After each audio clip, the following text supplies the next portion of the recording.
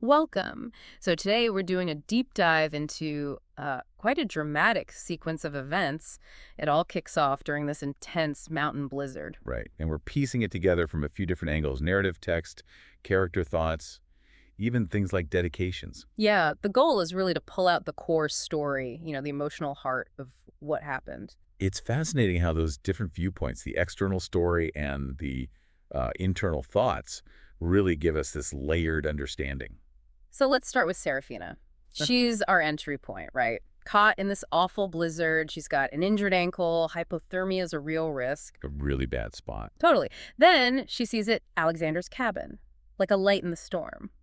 But there's immediate tension, isn't there? Stranger arriving, his sort of rugged vibe. Definitely. But you also get a sense of his basic kindness pretty quickly, despite that rough exterior. This is something about vulnerability, I think. How so? Well, the contrast is stark, right? Yeah. The absolute chaos of the storm outside versus the immediate warmth and safety inside the cabin. Okay. Yeah. And Serafina showing up like that, so vulnerable, it kind of forces Alexander out of his shell, Mhm.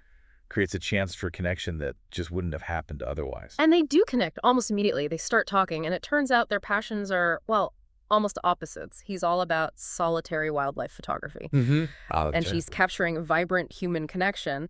But instead of dividing them, it seems to pull them together. Why do you think that happens?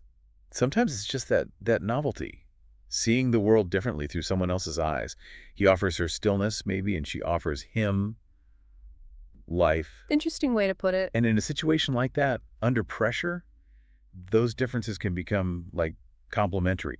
It works somehow. We find out Alexander's solitude isn't accidental. It's deliberate, a refuge built after some past heartbreak, it seems. Yeah, his photography seems deeply tied to that need for isolation. So Serafina turning up really disrupts that carefully built world. Suddenly there are shared conversations, he's letting his guard down. What does that say about being forced out of your comfort zone? Well, it's often exactly then that you have to, look at your defenses, Mhm. reevaluate. His solitude might have been safe, but maybe also limiting. Her arrival forces him to engage again. And the connection just keeps building. You get these comfortable silences, but also these late night talks where they really open up. Sharing vulnerabilities, pasts, dreams, even fears. That's where the real intimacy starts building. And even though their photos are different, that shared love for just observing, for beauty, that Yeah. becomes a real common ground. Exactly. It points to something deeper, doesn't it? Yeah. A shared way of seeing beyond just the subject matter, and sharing those personal histories on top of that. That builds serious trust. But then, trouble arrives. An anonymous warning email. Right. The shift. Things start happening. Equipment malfunctions, nasty online comments about Alexander's skill. Serafina even sparked weird things. A strange car, a tracking device, a hidden camera. Super unsettling. And the suspicion immediately points to this rival, Julian Thorne, known for being ruthless. What does that sudden pressure do to a new relationship like this? It just shows how fragile things can be. Yeah. An external threat pops up, and suddenly it's not just about them anymore. They have to navigate this together, and it raises the stakes immediately. And another storm hits, even worse than the first. And it Wow. feels like it mirrors their own internal turmoil. It really does. And that shared fear, facing that together, it seems to just crank up the intensity of their bond, leads to even deeper confessions. It's like shared danger becomes a catalyst. Absolutely. It creates this powerful us against the world feeling, strips away the superficial stuff, forces reliance, builds trust fast. It can really solidify things. But the attacks escalate. Vicious online rumors start flying about both of them. Accusations of manipulation, even theft. Nasty stuff targeting Serafina too. And Alexander gets fiercely protective. He's determined to find out who's behind it. It really says something about modern threats, right? How easily reputations can be attacked online. Totally. It's pervasive, often anonymous.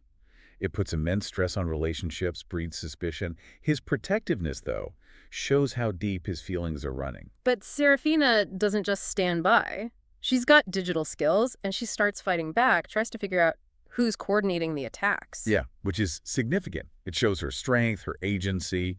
She's not just someone needing protection. She's an active partner in tackling this crisis, using her own expertise. It makes the partnership feel more balanced, more resilient. Definitely. So it all seems to be leading towards this climax.